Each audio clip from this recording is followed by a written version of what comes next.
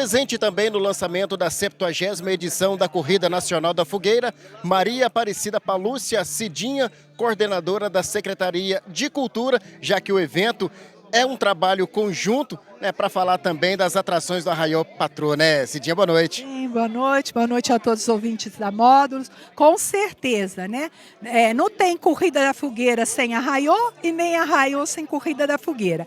Nós vamos estar no dia 30/6, 1º/7 e no dia 2 a Corrida da Fogueira, com atrações artísticas. Vamos estar trazendo o Paulo e Daniel no dia 30, vamos estar trazendo o Lucas Arcaro e também vamos estar trazendo a Preta Jay e Eli Carlos na fogueira.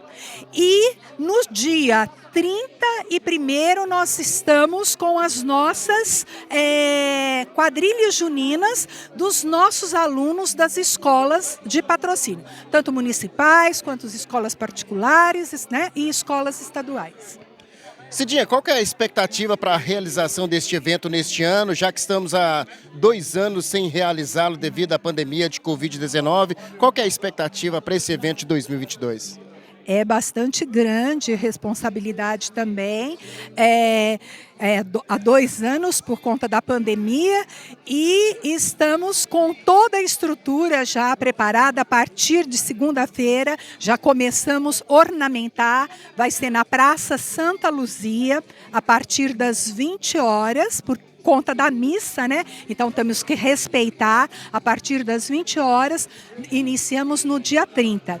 E com todo o apoio do nosso governo, da Aeromarra, que investiu em toda a estrutura e além da estrutura física, a estrutura cultural, né? E então vai ser.